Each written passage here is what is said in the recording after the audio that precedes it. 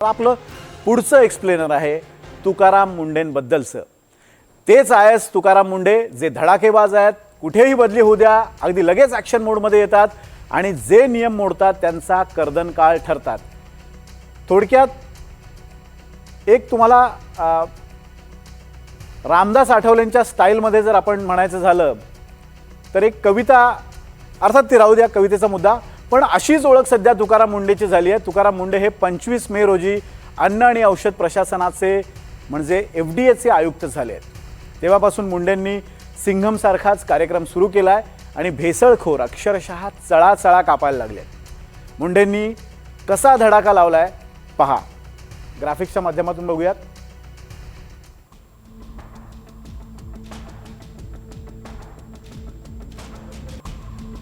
तीन दिवस मुंडे यांनी ज्या धाडी घातलेल्या आहेत त्याच्या 3 दिवसात किती कारवाया झालेल्या आहेत तर 53 धाडी मुंडेंनी 3 दिवसात टाकलेल्या आहेत। त्याच्यात किती कारवाई झाली याचे तपशील आपण पाहणार आहोत। या 53 धाडीमध्ये 33 भेसळखोर जेलमध्ये गेलेले आहेत। मुंडेंच्या 3 दिवसातल्या कामगिरीचा हा लेखाजोखा आपण मांडतोय या ग्राफिक्सच्या माध्यमातून। 3 दिवस, काही धाडी आणि त्यात 33 भेसळखोर जेलमध्ये गेलेले आहेत। मुंबई असो, कोकण असो, पुणे, नाशिक, अमरावती, नागपूर आणि छत्रपती संभाजीनगरमध्ये मुंडेंच्या FDAनं छापे टाकलेत। मुंडेंच्या टार्गेटवर आहेत भेसळखोर, गुटखा विक्रेते आणि अस्वच्छ अन्नधान्य विक्रीसाठी ठेवणारे विक्रेते। या सगळ्यांना FDA आयुक्त तुकाराम मुंडे यांनी एक कडक इशारा दिलाय। गुटखा माफियांची काही खैर नाही, गुटखा विकाल तर थेट मकोका लावणार, असं मुंडे म्हणालेत। मुंडे काय म्हणालेत आपण पाहूयात।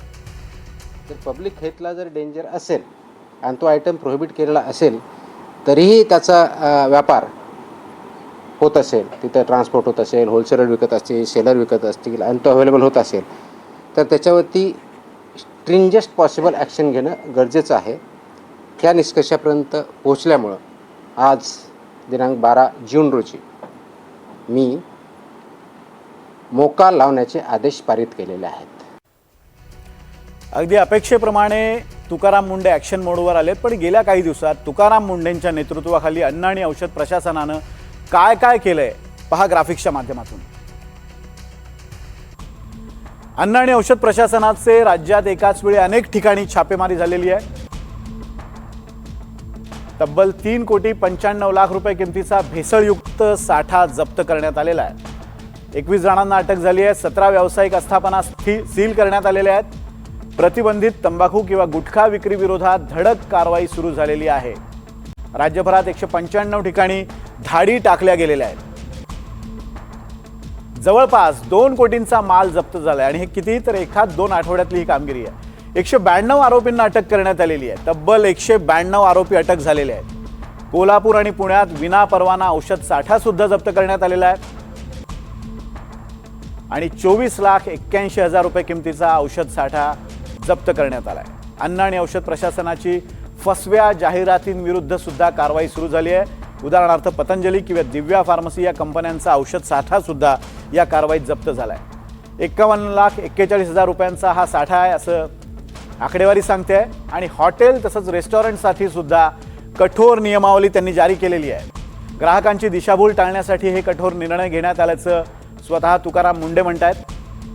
हॉटेल्स आणि रेस्टॉरंट्सना मेनू कार्डवर चीज ॲनालॉग वापरल्याचं लिहिणं बंधनकारक त्यांनी केलेलं आहे।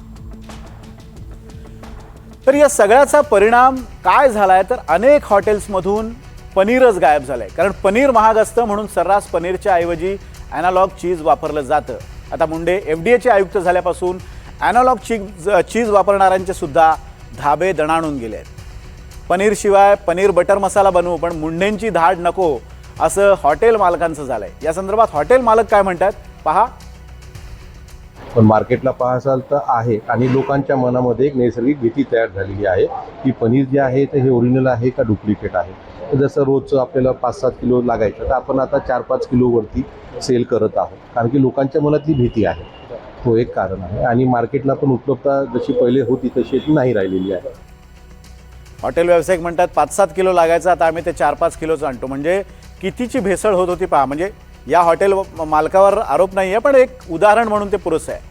तुकाराम मुंडेंच्या या धडाक्यामुळे काही भेसळ माफियांनी जीवे मारण्याच्या धमक्या द्यायला सुरुवात केली, त्यामुळे तुकाराम मुंडेंना Z+ सुरक्षा द्या अशी ही मागणी होते. पहा. हॉटेल चालक म्हणून शासनाला विनंती करेल की मुंडे साहेबांना थेट सुरक्षा भेटली पाहिजे, कारण की असे का अधिकारी येणं म्हणजे आतापर्यंत बघण्यात आले नाही. आणि साहेबांचं कौतुक आहे आणि साहेबांच्या निर्णयाला सलाम आहे. आमची अशीच विनंती राहील की साहेबांना एक सुरक्षा देण्यात यावी.